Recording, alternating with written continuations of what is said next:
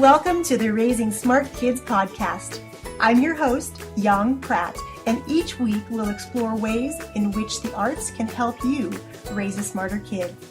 I'll be sharing ways the arts can propel your child's learning and interviewing top artists, educators, and entrepreneurs.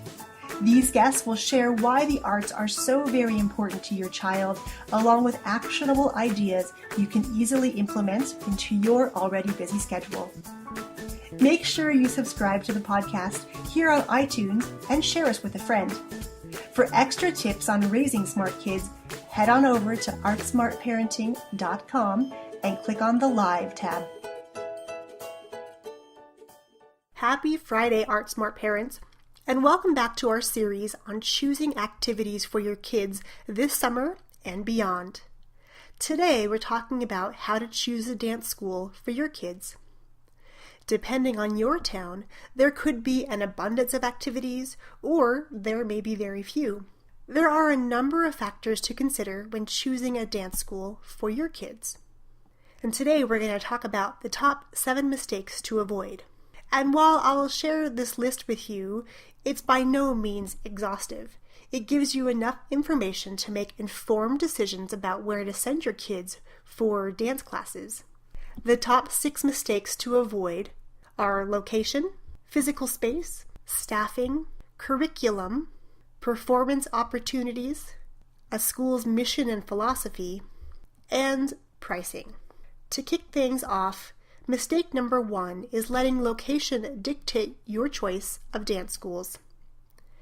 As a mom, I can absolutely understand that the convenience of enrolling your kids at the closest location to your home or work seems like the most logical choice. However, it's only one of the factors you want to consider. You may want to dig a little deeper into the school itself using some of the guidelines we'll discuss in today's show. In cities of all sizes, it's not too uncommon for parents to commute great distances to get their kids to dance classes. In very small towns, commuting may be the only option to gain access to the dance classes you're seeking.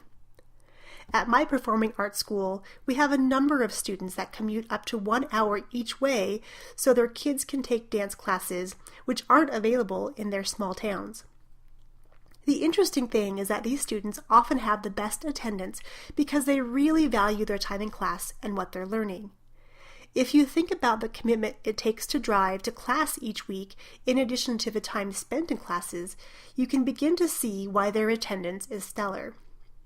For some, commuting may not be necessary or even a viable option depending on work schedules, finances, or other family commitments. So do your homework, enlist your friends, and check out the schools in your town and start compiling a list of potential options for your child. Mistake number 2. Not considering the physical space and the flooring. Think about the last time you booked a hotel room. Did you choose a room based on its size, its amenities like a coffee maker or microwave, the bed type, or even the extras like breakfast included? Choosing a dance school is really no different than choosing a hotel room. The facility itself will tell you a lot, especially the floors, and this is one of the factors that is most often overlooked when considering a dance school. As a parent, though, the facilities, especially the flooring, need to be very high on your priority list. Just because a school has a large space with smooth-looking floors doesn't necessarily mean those floors are made for dancing. As a dancer, I've danced on numerous surfaces across the world, and trust me, you can absolutely tell the good ones from the bad ones in just a few jumps or rolls. I've walked into lots of schools that look very nice with polished wood floors, but are really nothing more than laminate or linoleum on top of concrete. I've even seen painted concrete floors in dance studios. While concrete is great for sidewalks, it is not meant for movement, and there could be some serious health consequences for your child if the floors are substandard. So what exactly should you look for in a floor? Different types of movement classes may need slightly different types of flooring.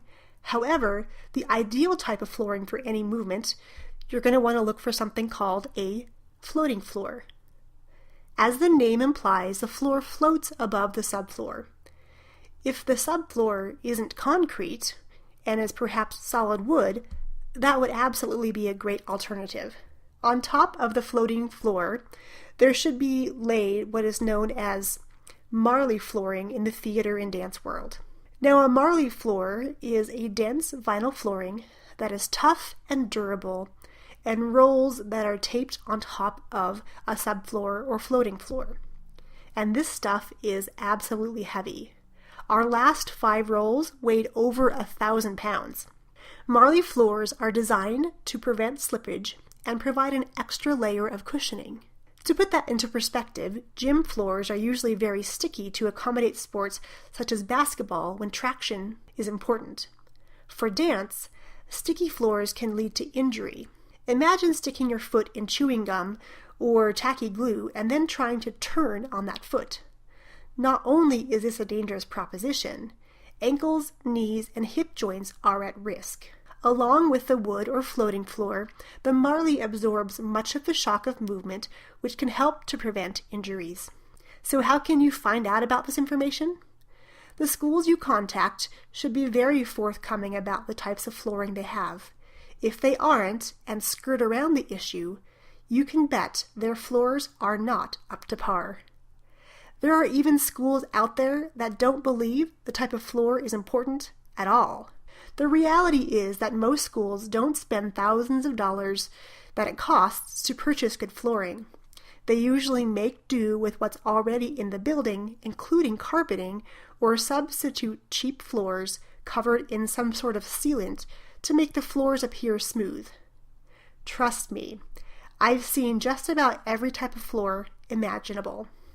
For dance, you'll of course want to look for mirrors and bars, which are the long wooden or metal apparatus which can be freestanding or attached to walls that dancers use primarily in ballet. Once you've asked about the flooring at the schools you're interested in, the next step you'll want to do is schedule a personal visit to the school. Here's what I want you to do on your visit. Take note of the feelings you get when you first walk into the school. Does it feel inviting? Do you feel comfortable? Does it look like a place where kids should be? Is the building well maintained and a place where you'd want to wait for your kids? As a business owner, I'm often surprised at the lack of care exhibited by some business owners that don't maintain their facilities for years and years and years. From poorly lit reception areas to dingy walls and chipped paint, these businesses aren't ones that I care to frequent. Why would you send your kids to a place like this every week and pay for the privilege? A professional performing arts school should be well maintained, safe for the activities being taught, and be a place where you feel comfortable leaving your most valued possessions, your kids. This brings us to mistake number 3. Staffing doesn't matter. They're all certified anyway, right? After 15 years, I am still amazed that very few people ask about my staff. While my teachers' backgrounds are as diverse as the styles and genres they teach, they are hired for the qualities they possess and the skills they have to foster the growth in each and every one of our students. Unlike many industries like the automotive or medical fields, dance teachers require no formal training or certification, at least in my home state of Nevada. That means that anyone, including your next-door neighbor that's never taken a single dance class and binge watches Dance Moms, could open a studio down the road tomorrow. And trust me, I've seen this happen more times than I care to admit. Just like public schools, there are great teachers and there are those that aren't so great. Teachers that are dynamic and truly care about the outcome of the kids, create a positive and caring environment, provide feedback to help them grow, and instill a love of learning are what I look for when hiring my own teachers.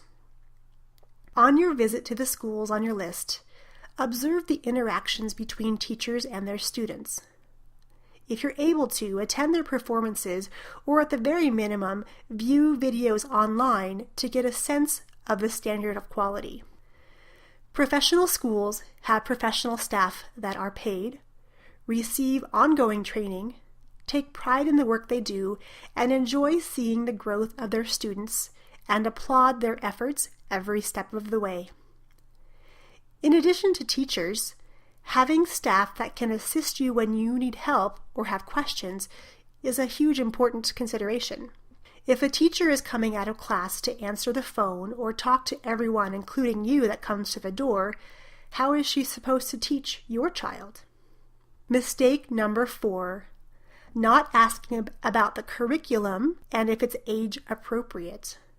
As parents, we send our kids off to school without really knowing much in the way of what our kids are being taught or the type of curriculum that schools use.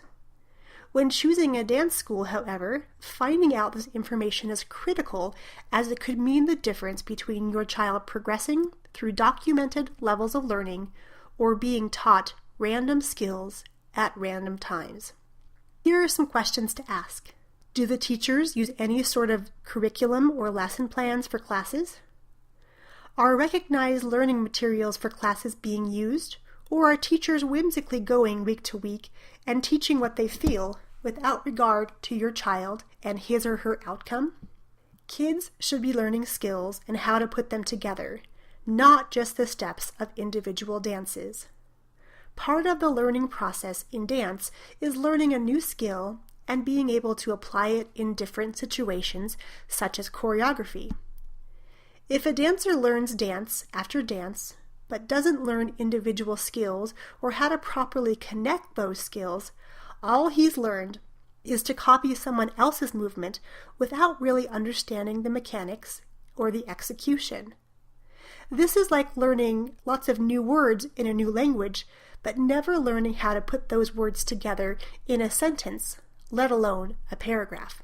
Choosing a school with a good curriculum will go a long way in making sure that your child is taught the skills and movements that are appropriate to the skill level and the age of your child. And this, for me as a mom, is hugely important, especially in dance, when the trend is to dress kids and have them move like miniature adults. I don't know about you, but I certainly don't want my 7-year-old, or yours, taking to the stage in a halter top and booty shorts, shaking her rear, and wearing too much makeup. In past years, when I've taken dancers to competitions, I've walked out of auditoriums with all the dads in attendance because they were too uncomfortable to even watch the dances because of the movement and the costuming. Curriculum and age appropriateness will require some class observation, or at minimum, looking at a school's videos on its website or on sites like YouTube. Mistake number 5, not finding out about performance opportunities. While not every student that takes a dance class desires to perform in front of an audience, performances to me are an important piece of learning. They are much like final exams. For my students, performances are often the most eagerly anticipated events of the year. They finally get to show off what they've been working so hard to learn. They get a chance to be proud of all they've accomplished, and parents can be proud too, knowing that you've chosen the right performing arts school for your kiddos. Performances should be well executed, and students should independently perform what they've learned. Having a teacher in the audience or in the sides of the stage, directing your child's every movement teaches them to become dependent on someone else and does absolutely nothing to bolster their self-confidence. Performances should also look and feel professional, complete with a variety of lighting, good sound, and of course, costumes that complement the dance being performed. And that brings us to our 6th mistake to avoid. Not finding out if the school's mission and philosophy resonates with you. Every dance school has a unique mission, philosophy, or focus, or as I refer to these qualities, a school's culture. While some schools might have a focus on offering short-term recreational experiences, others may focus on dance competition. It's important to find out if a school's culture will fit your family. At my performing arts school, our mission is helping parents raise smarter kids through the arts. We believe that every child that comes through our doors has superpowers waiting to be unleashed. With the help of parents and using the arts, we can help parents do just that. While we focus on a child's present, we plan for their future and incorporate opportunities for kids to be more by challenging them, do more by inspiring them with possibilities, and serve more by stepping up into leadership roles within our school and in our community. As you can see, there are lots of different types of school cultures out there. Your task will be to find the one that you believe will be the most beneficial and fit your child as well as your own values and beliefs. And that leads us to mistake number 7. Letting price dictate your decision. Now, I've put this topic last, not because I consider it to be the least important, but because I feel that numbers don't always show us the whole picture. What I'm driving at here is that it's easy to say you're going to choose a school with the lowest or highest tuition. More often than not, you'll want to take a closer look at the numbers and compare apples to apples, and not apples to oranges. For example, if one school charges $50 a month for your tuition for a 3-year-old and another charges $75, you may ask yourself why. Is one class longer or shorter? Does one meet once per week and the other twice or 3 times? Does one school include any extras in that price, like class attire, shoes, or other things? Don't let the numbers fool you. Dig a little deeper so you can understand what you're getting for your money, and remember that the cheapest place may save you a few bucks now, but when you consider that the health and safety of your child are at hand, you may want to reconsider. The price of classes should also reflect our second area of consideration, the facilities. I personally am more apt to spend more on classes in a facility that is welcoming, shows pride of ownership, and is consistently being updated and maintained. Just like you can get a cup of coffee at your local convenience store at a really cheap price, it's a far different experience than going into Starbucks to get your favorite coffee drink and drop $5 or more on one cup of coffee. Well, there you have it. My top 7 mistakes to avoid when choosing a dance school for your kids. The choice may not be easy and may take a fair amount of time, but rest assured that your choice of schools today can impact your child's tomorrow. Armed with everything we've discussed today, a few phone calls, visits to websites and schools, you'll be prepared to ask the right questions and choose a school that is right for you and your family. If you have any questions about the 7 mistakes to avoid when choosing a dance school, you are more than welcome to reach out to me at Yong, Y-O-N-G, at elkoarts, ELKOARTS.org. Now go out, start looking for a school for your kiddo, and find the one that fits your family. Before I sign off today, I wanted to say thank you. Thank you from the bottom of my heart for listening to this podcast. I hope that the ideas and concepts that we've discussed on the show have impacted your life positively. And I would love to hear about your success stories. I also wanted to give you a gift. I wanted to gift you the first 2 chapters of my book, Raising a Superhero: How to Unleash Your Child's 8 Superpowers and Propel Learning Through the Arts. Head over to artsmartparenting.com and request your 2 free chapters today.